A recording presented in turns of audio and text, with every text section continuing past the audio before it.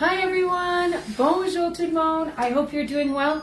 So tonight's easy dinner is Sunset Gourmet's one of the most popular items they've had over all the years, the cheesy cheddar broccoli soup.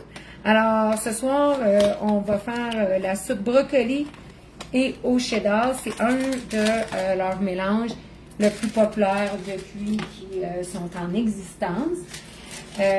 Alors, ce que j'ai fait pour que ça aille un peu plus vite, j'ai fait bouillir 6 tasses d'eau. So that it goes a little faster, I boiled 6 cups of water. You can even actually go up to 8 cups. Vous pouvez aussi aller avec simplement 8 tasses.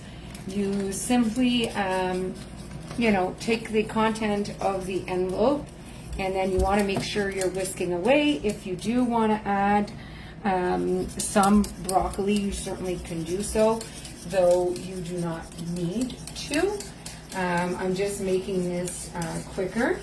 And what I'm going to be making to serve with that is our easy cheesy jalapeno beer bread. Thoroughly really enjoying this. What's really cool is, one, it is a Canadian owned and operated company located in Winnipeg. Alors, très très facile, c'est une compagnie canadienne qui est appartenue et qui ont leurs opérations à Winnipeg. Ce soir, la soupe très très facile, je vais servir ça avec du pain fromage à la bière et piment à jalapeno facile. Vous allez voir préchauffer votre four à 375 Fahrenheit. So, super easy to make. You want to turn your oven on to 375 Fahrenheit. And we're going to put the content here of the mixture. And honestly, guys, anybody can make this food. And the parties that I've had so far, people are thoroughly enjoying it. We do have to add 355 milliliters of either a carbonated, this is simply soda stream, or a beer. If you are going to use a beer, I do suggest going with a light tasting beer. So we're just going to add this to the actual mix. Alors pour le faire, vous avez besoin de 355 millilitres de soit de boisson gazeuse. Moi j'utilise mon soda stream ou de la bière. Si vous allez utiliser une bière, je vous recommande vraiment fortement de prendre une bière qui est douce, parce que si vous utilisez genre un IPA, vous allez vous retrouver à goûter, c'est un petit peu plus fort. Alors ça fait comme une genre de pâte, comme vous pouvez voir. C'est super facile, ça sent bon. Les gens qui ont essayé dans les démos ont beaucoup aimé. So if ever you don't know the brand or you'd like to have just like a little tasting, this is something simple we can make at your tasting. You want to make sure to oil a loaf pan. Vous voulez vous assurer de bien graisser un moule à pain pour faire cuire au four. Et dans le micro-ondes, j'ai fait fondre une demi-tasse, ou excuse-moi, un quart de tasse de beurre qu'on doit faire fondre, qu'on va mettre sur le dessus pour faire le top du pain croustillant.